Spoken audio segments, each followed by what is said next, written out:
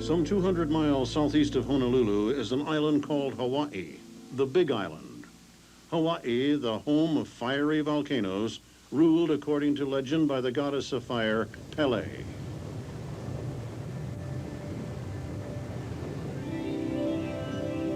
Pele is the most feared and respected Hawaiian deity. Her eruptive performances are truly one of the most awesome events on Earth. The capital of the island of Hawaii is Hilo, nestled in a bay on the eastern shore. Hilo is flanked by 3 volcanoes, 2 of which are active. To the west is Mauna Kea, in repose for the last 3,600 years. When measured from the ocean floor, Mauna Kea stands approximately 32,000 feet, making it the tallest mountain on Earth. To the southwest of Hilo stands the largest mountain on Earth, Mauna Loa. This volcano is currently active, most recently threatening Hilo in 1984. Dwarfed by these 2 giants is Kilauea, almost due south of Hilo. While much smaller, it is growing rapidly and now is in fact the most active volcano on Earth. Between January 3rd, 1983 and June 26, 1986, for 3.5 years, Kilauea's volcanic activity is confined to the East Rift Zone. Most of the eruptions have centered here at the Pu'u'o'o vent, about 12 miles east of the Kilauea crater. By mid-1985, after only 2.5 years of activity, Kilauea has produced the largest volume of lava of any single Hawaiian eruption in history. 47 times in 42 months, Pele sends lava fountaining skyward, at times nearly as high as 2,000 feet. By the end of the 47th phase, in late June of 1986, the Pu'u'o'o vent has built a cone over 830 feet high. It is now the highest volcanic landform of historic age in Hawaii.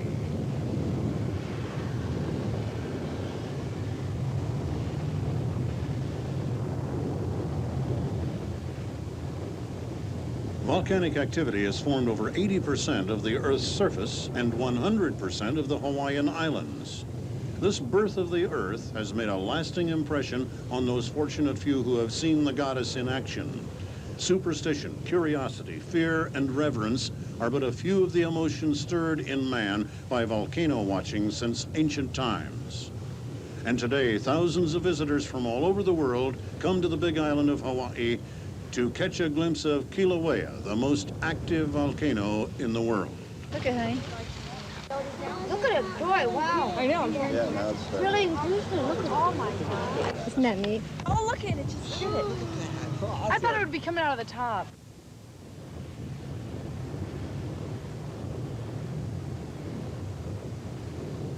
A buildup of pressure followed by a sudden release causes these spectacular lava fountains. Kilauea is considered a gentle volcano, but even a gentle giant can be deadly. In 1983 and 1984, episodes like these destroyed 18 structures in nearby residential subdivisions.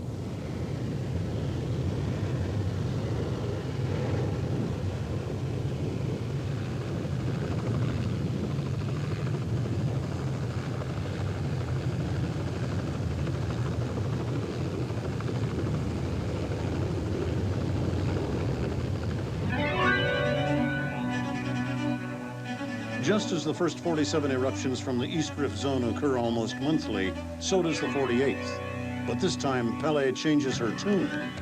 Fires dance within Pu'u'o'o, but no lava comes out of the vent on July 18th, 1986. Instead, the base of the cone cracks open. Like gigantic seams, the earth opens in fissures.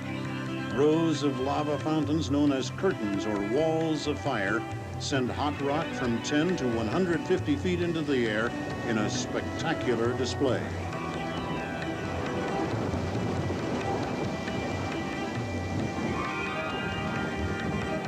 The activity continues into the night and becomes even more beautiful. The glow lights up the sky. Molten rock jumps from cracks in the earth. Methane gas, created when trees decompose without oxygen, causes explosions which sparkle like diamonds at the head of the lava flows.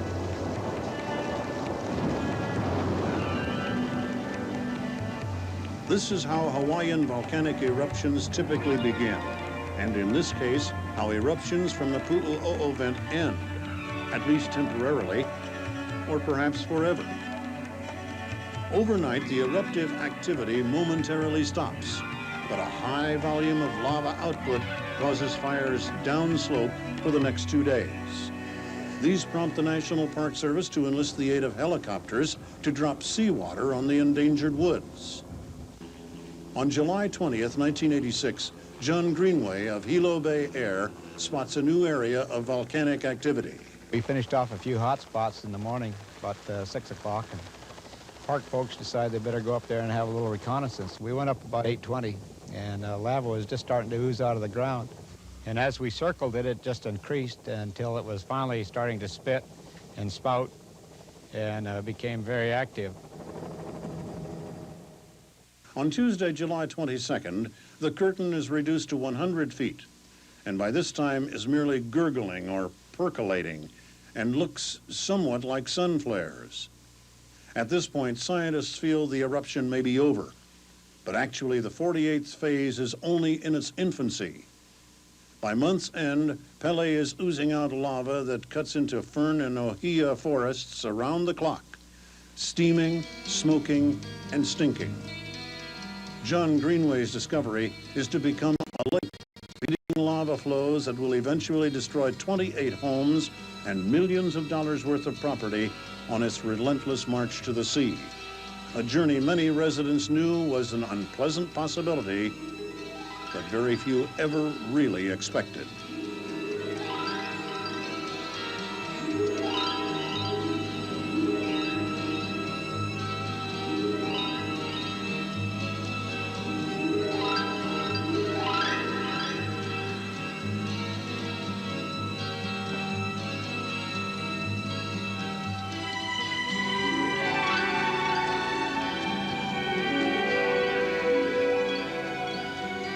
By mid-September 1986, the newly formed vent, now called the sea vent, has shielded to a height of 135 feet.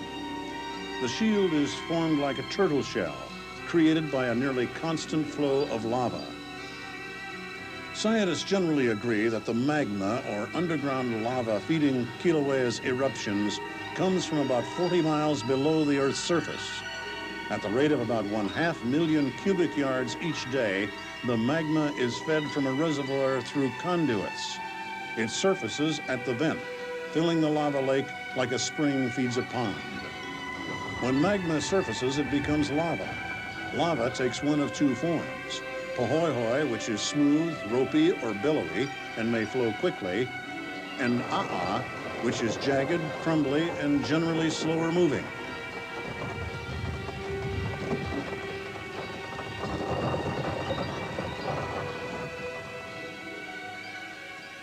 Repeated overflows from the new lake continue to raise its own level, building rock around itself as it erupts. Meantime, downslope, the flows are destroying some forested areas, but posing no threat to the communities by the ocean, Kalapana and Kapa'ahu, at least not yet. Activity at the sea vent, however, continues, with lava in constant motion.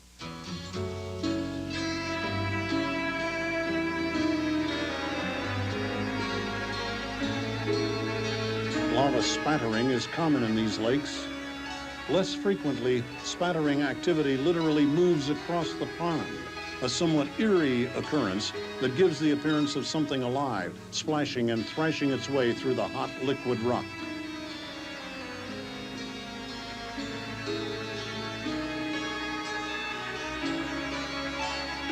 This particular lake is formed at the 2,200-foot level of Kilauea volcano. The daily level of lava varies from nearly empty to overflowing, depending on when and where the lava is draining away. Most commonly, the flow is channeled eastward, gushing into a huge glowing cave, the primary lava tube of the sea vent, some 15 to 25 feet in diameter. Lava tubes are formed during long eruptions when lava is channeled into main streams. Flowing steadily, perhaps for days at a time, they may develop a solid crust or roof. Gradually, they transform themselves into streams of molten rock within lava tubes. This particular tube, the beginning of the primary tube, has now collapsed, exposing the river of lava within. Soon it will reform and once again be a whole tube.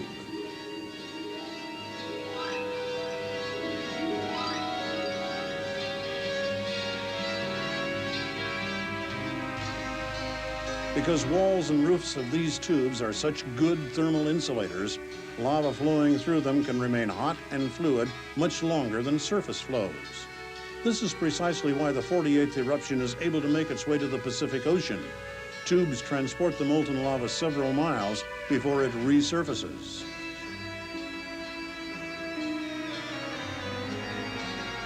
Breaks in the tubes are called windows or skylights. These allow us to catch momentary glimpses inside the fiery streams.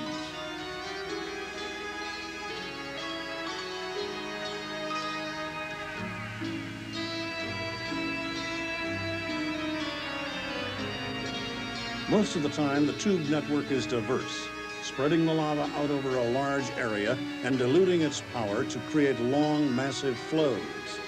But when the system comes together and pumps the liquid rock out in just one area, the flows can become concentrated, move farther and faster, with much more disastrous results. For 4 months, Pele's lava lake, 14 miles downslope from Kilauea crater, continues to grow, sometimes overflowing and shielding, but more importantly, building its tube system, the key to her long run to the sea.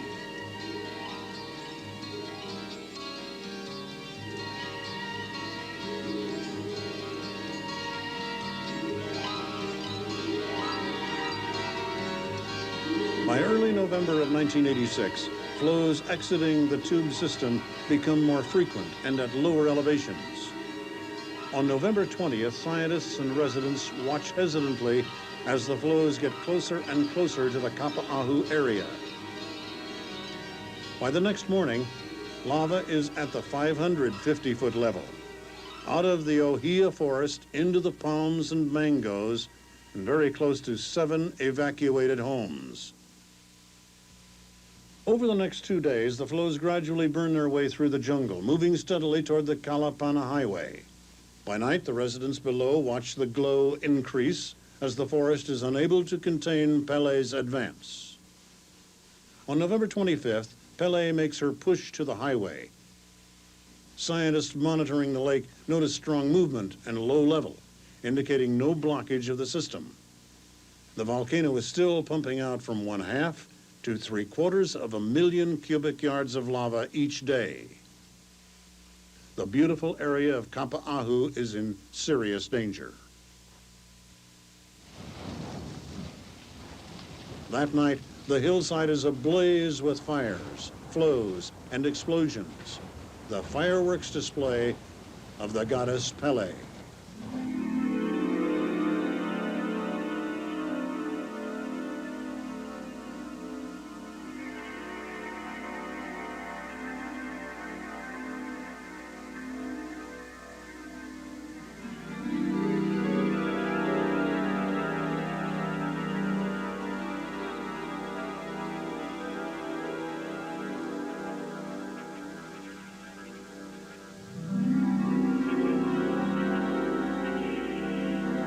By 6 o'clock the morning of November 26th, the fluid rock has risen to meet Highway 130 about 1/2 mile south of its initial encounter the previous night.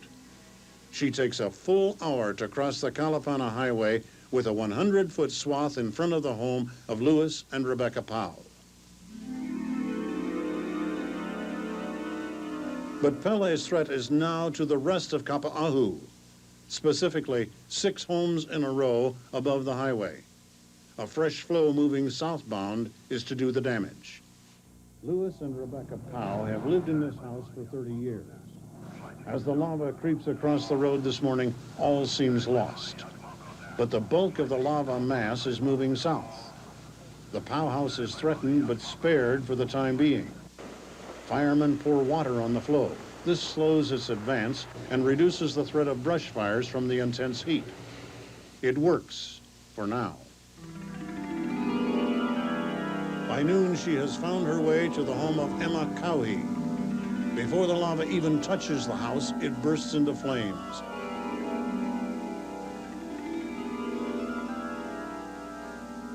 Several explosions occur a few minutes into the blaze, and the house goes up like a matchbox. In 15 minutes, the house is leveled. Nothing left but a tin roof and smoking lava. 4 homes are gone by sunset.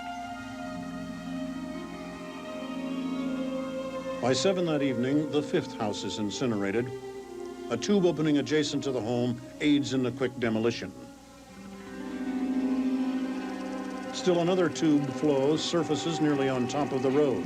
It snakes its way through the Ocean Palisades estates, beginning to cover the Waiaka ponds. Later that night, 3 more homes are destroyed. The next morning, Thanksgiving Day, November 27th, the Kapa'ahu area looks like a battleground. A haze called fog, smoke and volcanic particles, covers the area. Pele has covered over a half-mile of state-owned highway, burned 8 homes, and blanketed dozens of acres of gorgeous property. The powerhouse still stands. Firemen continue to pour water on the flows, which make little progress, but Pele is not finished. She is now approaching the home of Doris Armbruster. Having devastated the Fraser property across the street, the Armbruster home is the only structure between the flow and the Pacific Ocean.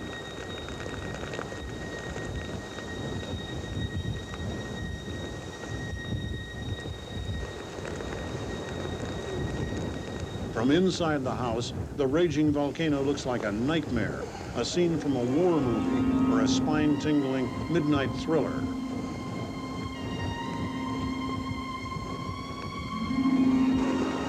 A fire hydrant puts out boiling hot water. A child's swing sways in the volcanic breeze, soon to be gone forever.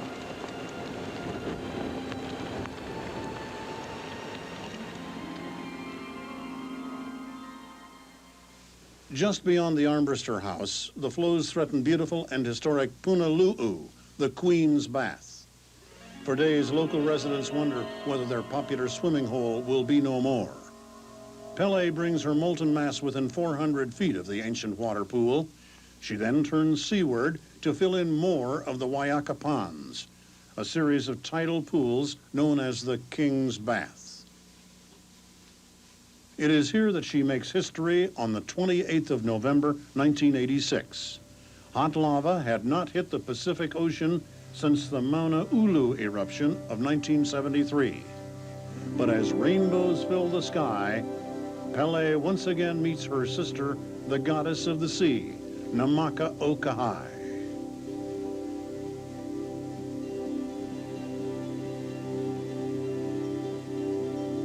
For over a week, the hot liquid rock tumbles, drips, and pours into the sea. Erosion occurs immediately. Cool seawater and hot molten lava flash into steam, causing literal explosions. This phenomenon triggers an explosive spray of fragments, creating an instant beach, totally of volcanic origin. What has been destruction now becomes construction. The old beach is destroyed, another is created. This swimmer walks out onto a one-day-old pebble beach that is gone the following day, replaced by still more lava rock and yet another beach. The National Park Service establishes a viewing area on a small knoll nearby. 4,000 visitors each day watch the spectacle, one which is equally fantastic above and below the water.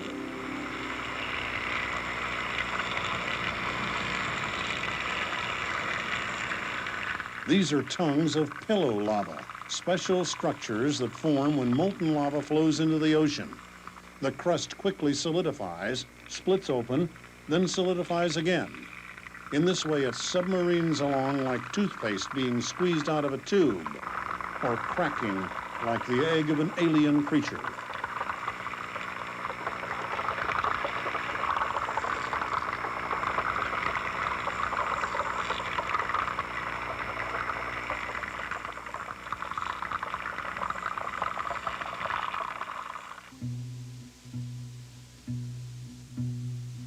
The goddess rests briefly on the first day of December, but she's far from finished. Overnight, the Pow house is finally taken, exactly 1 week from the initial threat. Meanwhile, the Roberts family works frantically to save their orchids. They cut and load the flowers onto a semi-trailer, but ironically, their flower garden is the only thing left untouched. Once again, the seemingly endless delay. And then early December 8th, the Roberts house is overtaken. The 11th and final house lost in the nearly 2-week onslaught. A fitting end to all the destruction comes at the ocean's edge, where the goddesses collide once more. Violent, literal explosions occur almost on top of one another in a spectacular display.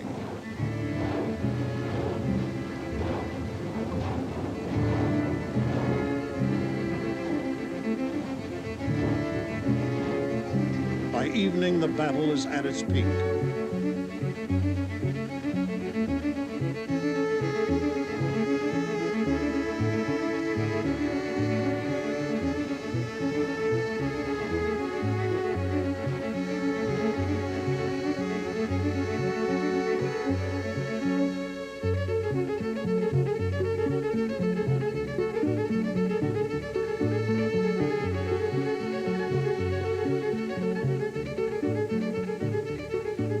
So Pele is once again come to see Namaka, but her thirst is apparently not quenched. Local residents say this eruptive phase will stop when the lava hits the ocean. How wrong they are. Activity now becomes sporadic downslope, apparently because of a blockage in the tube system. Hot lava is unable to get out of the lake fast enough and begins to overflow regularly.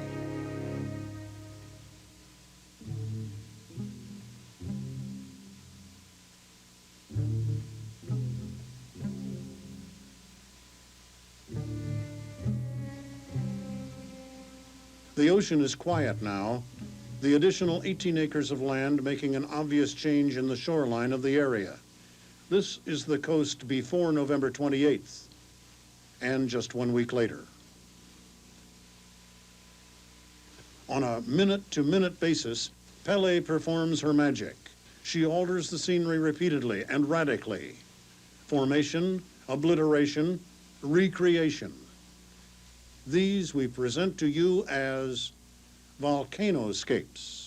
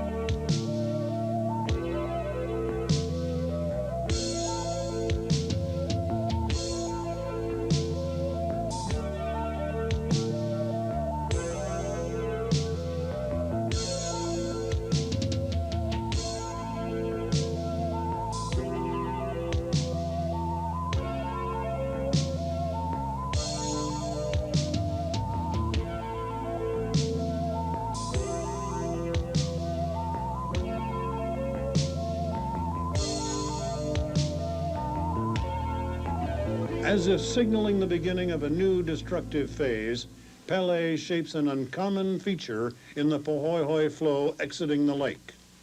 This dome lasts but a few hours, only as long as conditions remain the same, a constant flow of lava and a low, stable pressure of gas. On December 16th, downslope flows concentrate again. For a short while, the molten mass is delayed by the thick ohia forest at the 1,000-foot level, but the trees can only delay the inevitable for so long.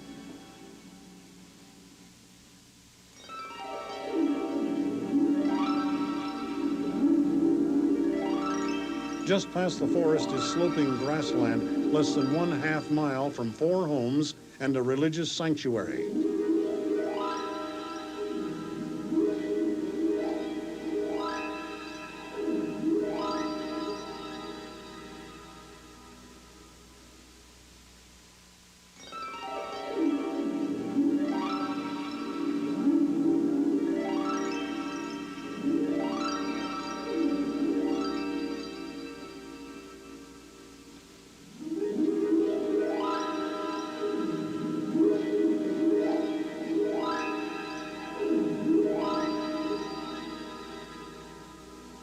The next morning finds the lava racing between the 3 major homes on Keone Road.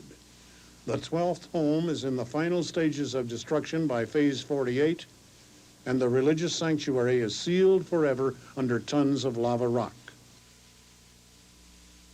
The well-channeled flows are moving very quickly now, sparing the 2 homes on the outside, but creeping laterally ever so slowly toward the middle house. It is now isolated in a kipuka, an area left untouched but surrounded by 2 flows.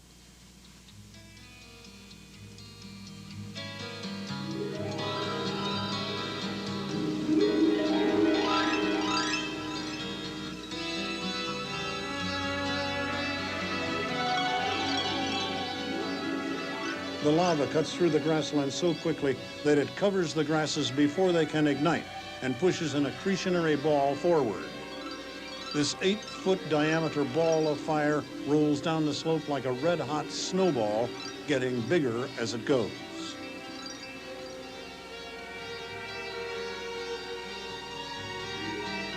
Evening once again brings on the drama of Pele's light show. Trees burst into flame as a multitude of flows seem to come from every direction, but all are channeled into one major 300-foot wide flow that is now rapidly approaching Highway 130. Early the next morning, the middle home near Keone Road burns. Moments later, a very hot tub and a refrigerator are all that is left. The lake is overflowing again, indicating a blockage in the tubes, a good sign for Kalapana, but perhaps a day too late. The flow has started a row of brush fires only a quarter mile from the road. The bees from these hives must now find a new home. As they flee, civil defense calls for the largest evacuation in the history of this eruption. Between 150 and 175 people leave their homes. They take what they can move before dark, December 18th. The A'a moves more slowly now, but by noon crosses the road and enters the Kalapana Gardens subdivision. One homeowner even took his house apart, piece by piece, to escape the inevitable.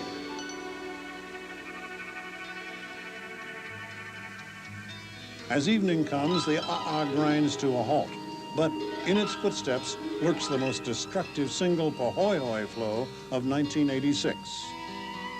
Now witness why Pele is the most feared and respected deity in Hawaii. Overnight, she crosses the road again, this time with a new flow, pouring fiery lava into Kalapana in a ruthless assault.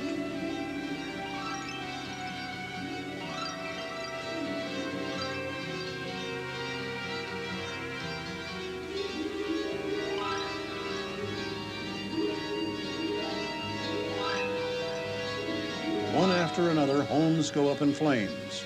Trees fall, homes collapse, dreams shatter.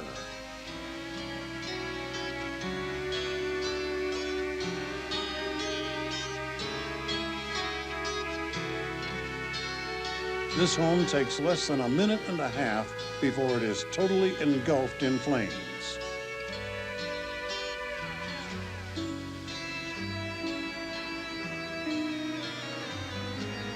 By day's end, 13 homes are destroyed. The next day, 4 more. Then, as suddenly as she began, she stops.